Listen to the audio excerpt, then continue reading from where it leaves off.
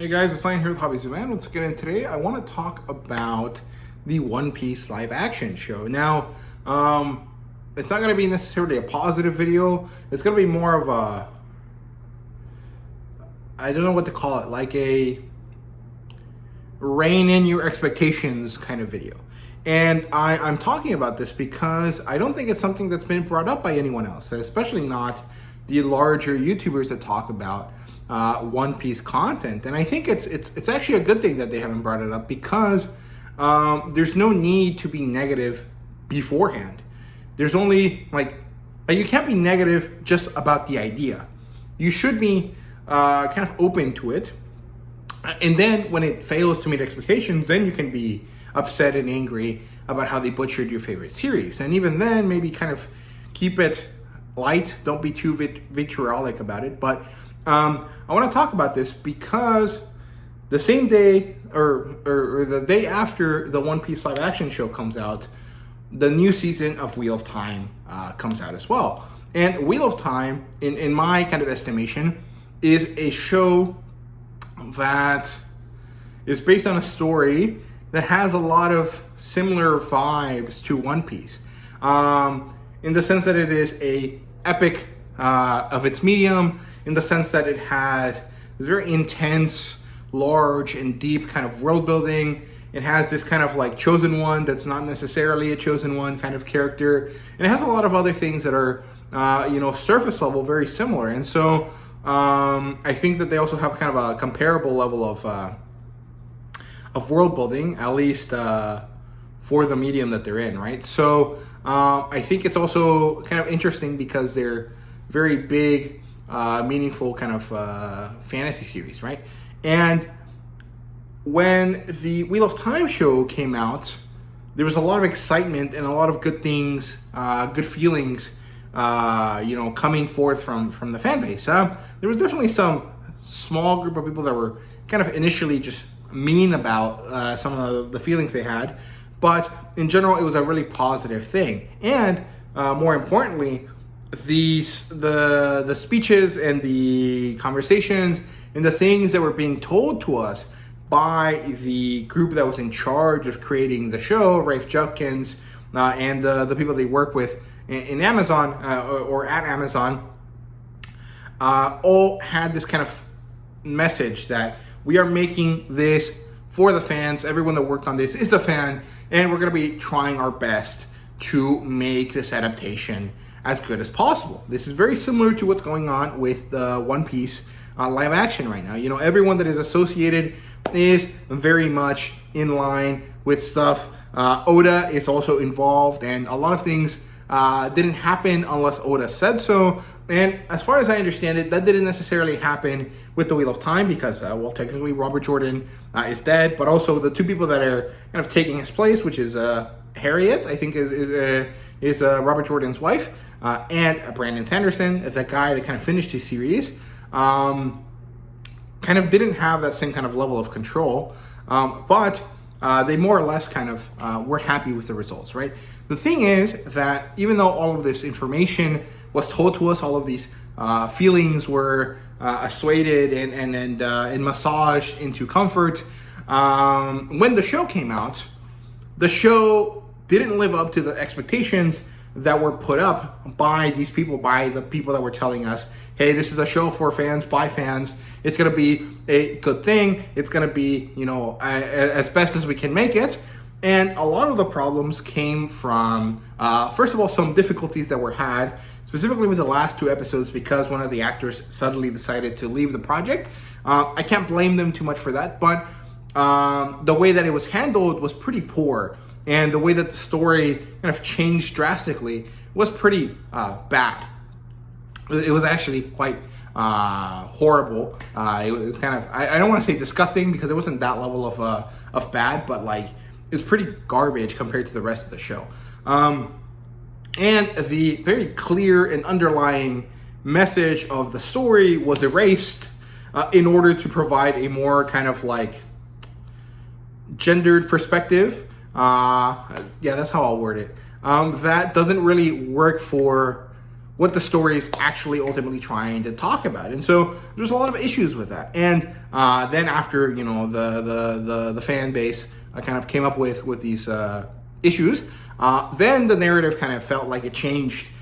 From my viewpoint, it felt like it changed into like, oh, well, you know, it's a different viewing of the wheel. It's a different way of dealing with it. And I think that's kind of poor management of expectations there, because it's after the fact. So I wanted to make this video to talk about that kind of issue that happened with this other super high profile, super expensive fantasy show. That is, in my opinion, I would say that, you know, the original 6 Star Wars movies, plus all of the George Lucas related stuff, and maybe some of the parts of The Mandalorian, the stuff that is involved with Dave Filoni, is top tier. And then the other 2 series that in my mind are of the same kind of level are One Piece and The Wheel of Time.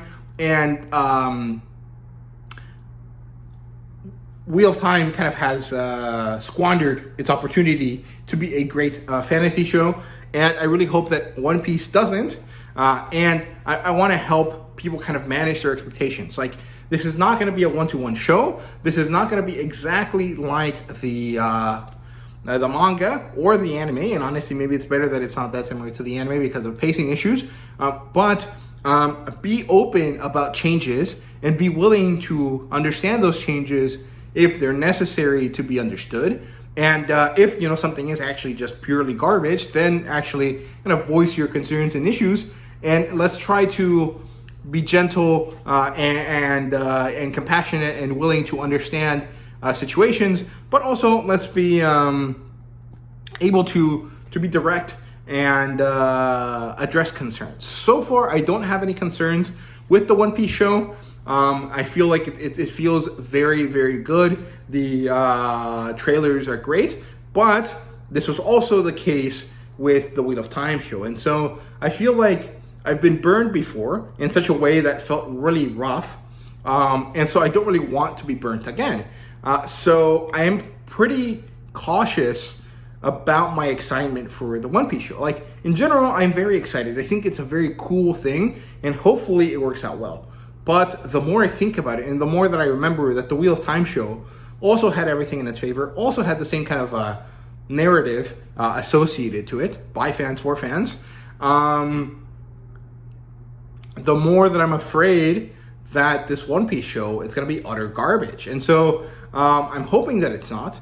And so that's why I'm saying that this is probably kind of a negative video, because I'm doing the opposite of hyping up people. I'm kind of like reminding people of a shitty situation that happened. So I don't know. I'm also kind of crossing wires here. I'm talking about 2 series that are very different, although they kind of, to me, feel like pretty parallel in terms of like their value to their mediums. They're pretty much unlikely to cross paths. I mean, a lot of big booktubers now also read One Piece because of the fact that, hey, if you're interested in this kind of story, this epic fantasy type story, One Piece is probably the best example of one like that in terms of manga stories.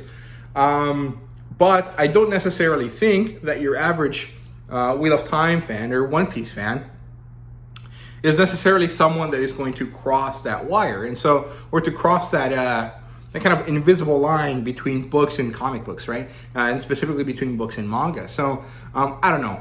I just wanted to talk about it and kind of offer that perspective in order to try to accommodate for the fact that maybe a lot of us need to have our expectations toned down so that we can have a better time accepting the differences that are going to come with the show, right? So I don't know. This is kind of a ramble. It's not really like a guided thing. I should have probably thought about it a bit more and made it a little bit more of a structured video, but that's not really how I like to do these videos. I want to be honest and I want to be direct, and I think that if I kind of wrote down my thoughts and kind of planned it out beforehand, I would end up either changing my narrative halfway because I wouldn't like how I'm saying things, or I would kind of obfuscate the point that I'm trying to get to in order to be kind of more generally good. And then the thing is that I don't want to do that for this case specifically. So let's be optimistic about the show. Let's look forward to it, but also let's make sure that we tamper those expectations down, kind of make sure that we remember that even if the show butchers our favorite series, there are still two other versions of that series that are generally specific, kind of generally well thought of, right? And specifically, the manga is actually the best way of reading this, of enjoying this story, One Piece.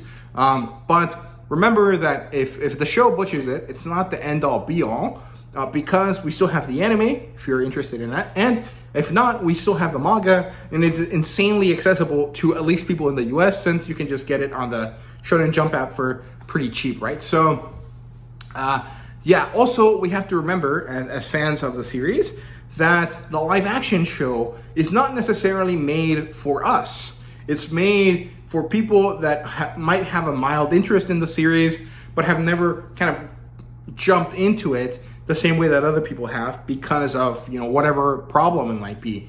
And in this case, I think it is pretty similar to the problem that some Wheel of Time kind of situations might have happened before, where it's like, the series is immensely long. Wheel of Time is 15 books long. One Piece is over 100 volumes long.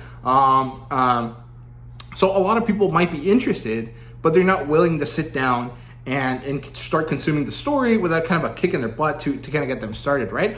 And this live action show, it is exactly that catalyst to begin their journey, right? And so we have to remember that we have to be conscious of that fact while we watch and enjoy, or maybe not enjoy, the show that's going to be presented to us. So yeah, just to keep that in mind while we kind of wait for this coming show, and hopefully it's good, and I'm very excited about it, but we got to be honest with ourselves and honest with the reality of the situation. So yeah, there you go. Those are my kind of rambly thoughts here about One Piece being very hyped, but also the fact that there might be some issues with it. So yeah, there you go. Let me know what you guys thought down below. Let me know what you guys thought down below. And thank you guys very much for watching, and see you guys later.